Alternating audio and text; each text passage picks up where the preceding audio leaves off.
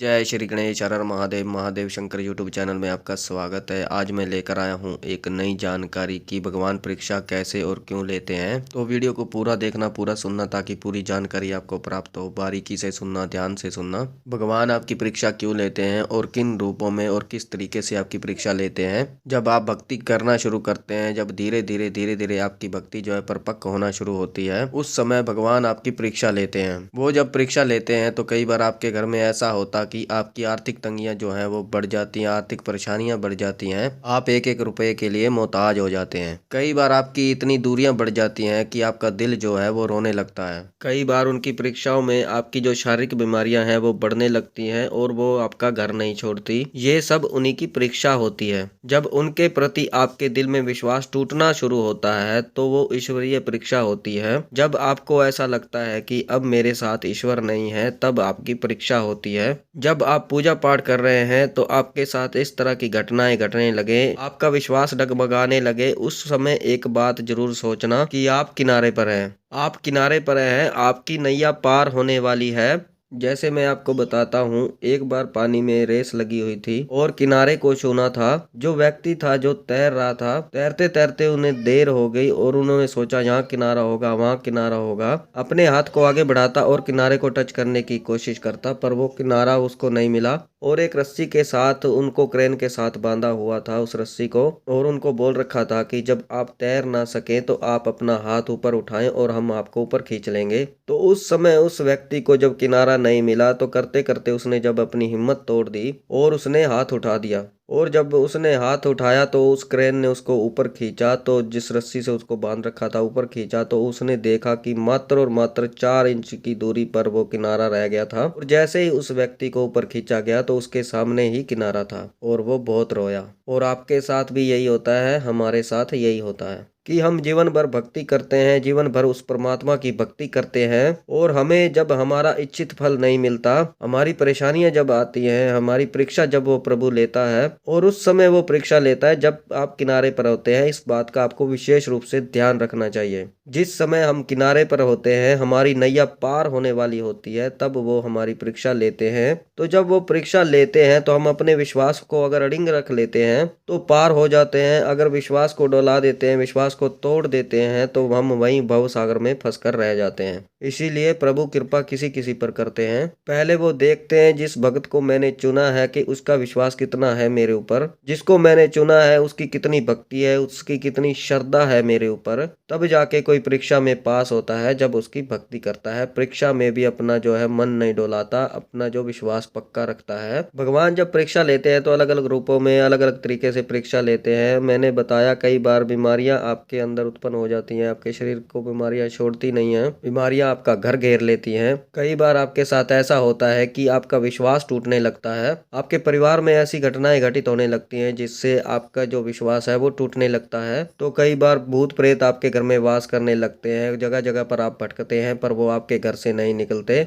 और कोई आपसे 5,000 लेता है, कोई आपसे 10,000 लेता है, पर आपको आराम नहीं आता और आप बिल्कुल भी ठीक नहीं हो रहे। तो उस समय आपका विश्वास टूटना शुरू हो जाता है। उस समय आपका विश्वास टूटता है कि भगवान वगैरह कुछ नहीं होता। आपका मन करता है कि भक्ति वगैरह छोड़ दूं, आपका मन करता है कि मंदिर को फेंक दूं, तस्वीरों को फेंक दूं, कुछ नहीं है भगवानों में। उस समय वही एक ऐसा समय होता है जिस समय आपको एक व्यक्ति ऐसा मिलने वाला होता है। जैसे आप हजारों लोगों के पास भटक चुके हैं, तांत्रिकों के पास भटक चुके हैं, मौलवियों के पास भटक चुके हैं, भक्तों के पास भटक चुके हैं, तो एक ऐसा समय आता है जब आपका मन भटकने लगता है, आपका विश्वास डोलने लगता है, आपका विश्वास टूटने लगता है। और जो विश्वास जब आपका टूटना शुरू होता है तो समझ लेना कि एक सही व्यक्ति आपको मिलने वाला है जो आपकी इन समस्याओं का निवारण करेगा। तो उस परीक्षा में आपको पास होना है, उस परीक्षा में आपको अपने विवेक से कार्य लेना है और ये सोचना है कि भगवान हमारी परीक्षा ले रहा है। जैसे भक्त सुदामा थे, भक्त सुदामा जो थे वो भगवान कृष्ण का नाम लेते थे। उनका परिवार भूखा था पर उन्होंने कभी ये नहीं सोचा कि भगवान का नाम जपने के बाद भी उनके साथ ऐसा हो रहा है, और उन्होंने ये नहीं सोचा कि मुझे इतने दिन हो गए भगवान का नाम लेते हुए और अभी तक भगवान ने मेरे पेट में अन्न का दाना नहीं दिया।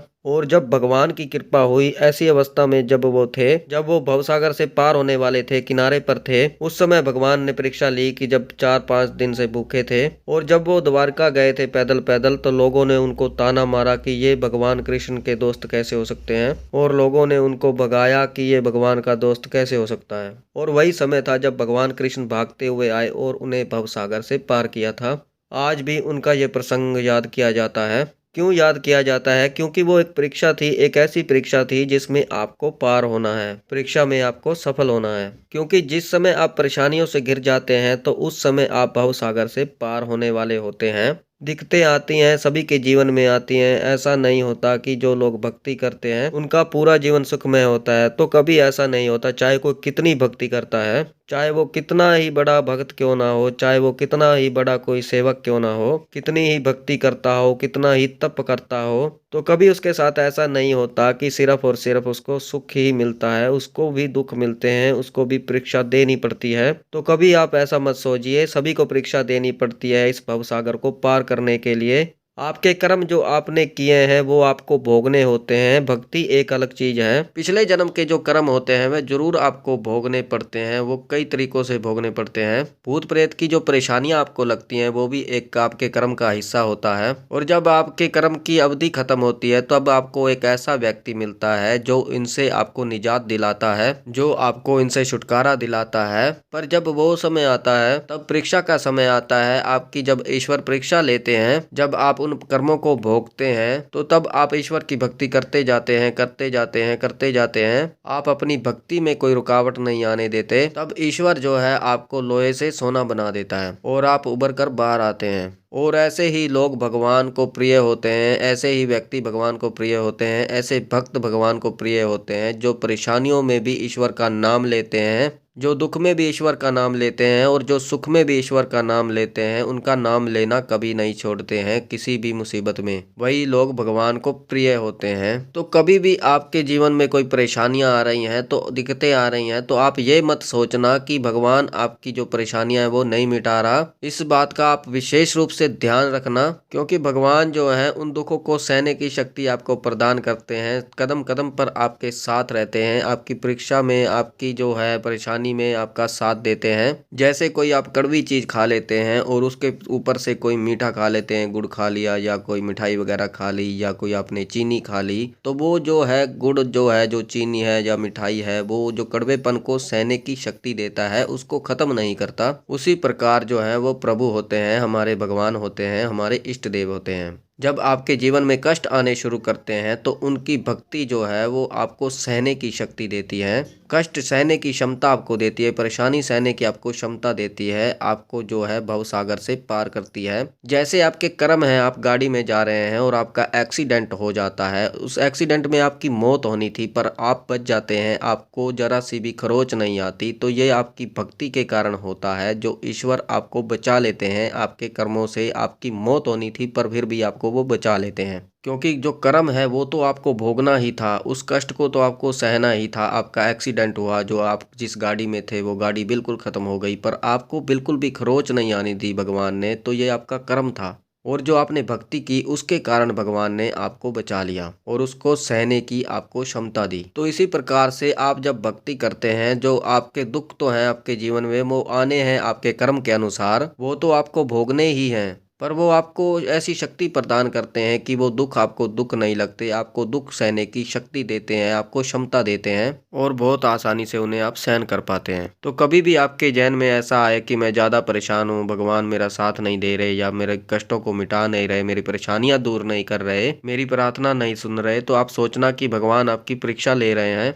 और आप किनारे पर हो, पार होने वाले हो। तो इस समय आप हिम्मत अपनी बिल्कुल मत तोड़ना और उनकी भक्ति जो है बढ़ा देना और भक्ति ज़्यादा करना। तो ये थी जानकारी, भगवान हमारी परीक्षा क्यों लेते हैं और कैसे लेते हैं। अगर आपकी भी इस तरह से कोई परीक्षा चल रही है, आपके जीवन में इस तरह की कोई परेशानियां आ रही हैं, आप भगवान की पूजा करते हैं, सेवा करते हैं, पाठ करते हैं, मंत्र जाप करते हैं, तो आप ये मत सोचिए कि भगवान आपके साथ नहीं है, आपका साथ नहीं दे रहे हैं।